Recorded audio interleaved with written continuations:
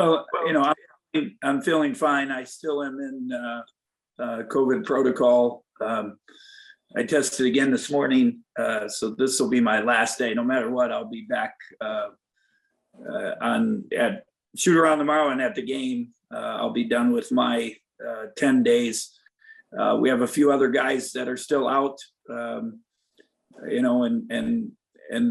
guess on a positive note, no other new cases, which is something after what we went through last week. That is a positive. I was not able to be at practice yesterday.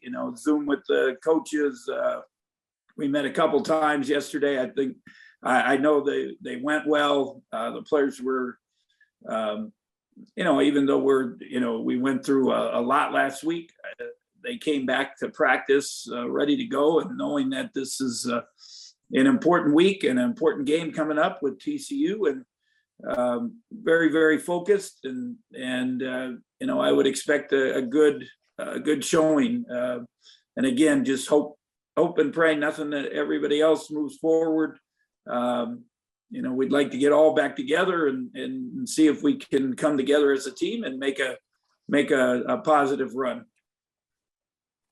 Thank you, Coach. Good to hear. I'll open it up for questions. So if you just want to raise your hand in the toolbar, we'll get going on questions.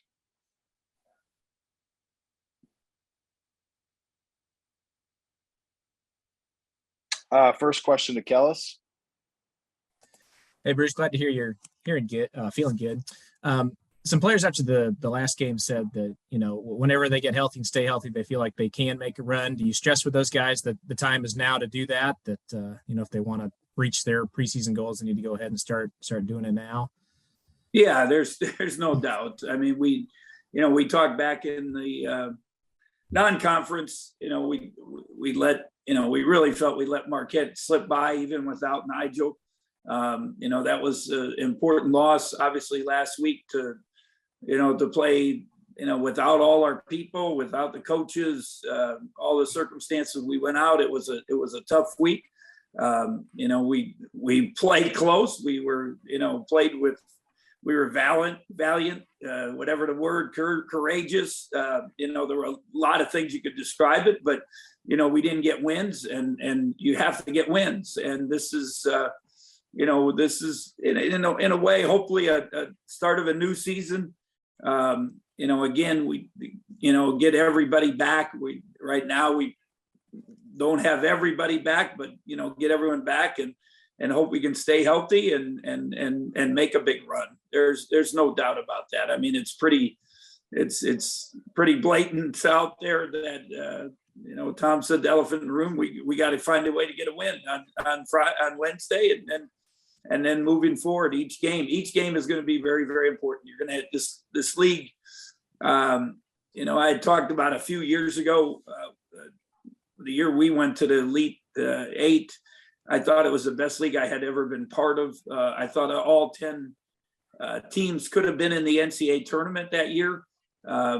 We had, whatever it was, 7, 8, and then we had, teams in the Elite Eight, Final Four, all that. So, but this year it might be just as competitive, and you had to fight and scrimp and scrape to find every win. And it's, and we've had our chances last week. We didn't, we were close, but we didn't get any celebration. So now we got to, all we can do is focus on, trying to figure out how we can, get a win. Obviously seems to be couple stretches in games where we have some mental breakdowns and we allow runs, and we got to find a way to solve that problem. Everyone's going to make mistakes.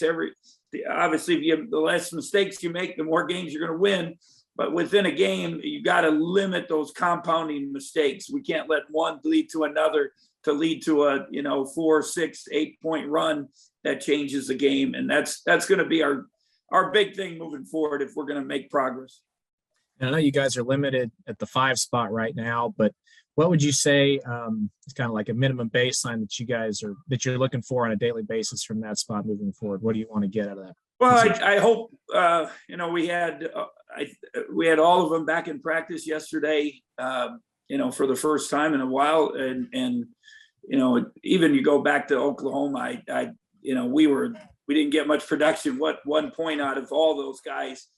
And then, we're mad at them. The next day we're getting on them. And then it ends up, they all have body aches, they all have issues, and they all had COVID. So that made it, you feel bad for them. But we got it. We have to get production out of them and some consistency. And I thought Carlton, for the, limited minutes he's played over the last year and a half, I thought he did a nice job. He blocked some shots the other day, but he's just getting a feel. And again, it's, I try to explain, and you can't, if you don't practice, it's hard to be ready to play. And he really never got into real practice until December. And then that's even been choppy. So, for him to do that now, to let, we keep saying Davion catch up, and obviously he had another setback. He had some opportunities against West Virginia. We need him to be, he can move the best. He can, he's got the body, he's got the hands. Now we just got to get him to, finish and give us some consistency. Casey's probably the most dedicated of all of them. Just his time in the gym, taking care of his body, his knee, he's had the setback, and he's had some pretty nice moments, but he can't have the, we have the career high, but you can't have the 1 or 0 the next day. We need something out of each one. And it's going to be important. There's no doubt. And then you got Logan. Logan's given us a few minutes here and there. But then for him to, have the setback also, it's kind of put him behind a little bit. So, just trying to catch up. But, we need, it would be nice to get a little bit of something out of each one and to see them, come and give us some consistency. All right. Thanks, Bruce. Good luck tomorrow. Yep. Next question to David Schmale. Hey, Coach, glad you're feeling better. Can you give us specifically which coaches will be back on the sideline and which players will be back that weren't there against West Virginia? We're still missing a couple of coaches. We won't know until tomorrow. You get a chance what the Big 12 did for protocol, and each league is a little different. The NCAA made a suggestion. Dr. Hamline is in charge of the whole thing, and he's been, communicating with all the leagues, and each league had a chance to make a decision. Our league said after 5 days, which is the CDC policy, you have to test out. And I've been the, I guess, anomaly that I've gone 10 days and I'm still not tested out. So a lot of our other guys have gotten out, and which is good. And we didn't have a full team yesterday, but close to it, and which is good. And they, as I said, we had a good practice. So it's an interesting disease or illness. It's hard to explain. It affects everyone different. Obviously, me, it was sleeping. It was just the COVID fog, whatever you want to call it. Other guys had congestion, throat, and some had fevers, and so it's just, and it's, but the crazy thing, I think for the young guys, it looks like the boosters really helped them. For the old guys, it hasn't. So but in that we still got the virus, and hopefully it's helped us. The booster and vaccine helped us stay away from severe illness, and going to a hospital, like what's happened around the country. So but we're just I've learned a lot the last week, and hopefully the guys have too, and they've stayed, as I said, courageous, and stayed together, and hopefully we can have a positive game tomorrow night. Next question, Michael Goins. Bruce, how do you simulate any type of continuity in this current situation? Well, that was the thing. That's the other part of the dilemma we had last week. You couldn't really practice. You had 6, 7 guys. We didn't have even our walk-ons were out. Our managers were out. You couldn't even have somebody stand there. They didn't have 10 people in the gym on Thursday that could even simulate that. So, it made it tough. And again, we still played, we played really well in the first half against West Virginia. We were all sitting on the coaches all talking we were to each other as the game was going on back home. And, we needed a double-digit lead. And at halftime, we knew they were going to make a run. But we just, that run, we were not able to stop the bleeding. So, but that part makes it tough. Yesterday, we were, as I said, we at least had 10 guys. You might have too many bigs and too many of this, but at least you have 10 on the court, and they were able to practice and hopefully get some of that. The thing we need to correct is those runs like I talked about. And how do you do that? You got to practice 5-on-5. You got to get stops in practice. You got to execute in practice. And obviously we have not been able to do that. So it's just, they've done the best with the situation. Now, hopefully we got guys back and we've learned and watched and take accountability of it and make those strides.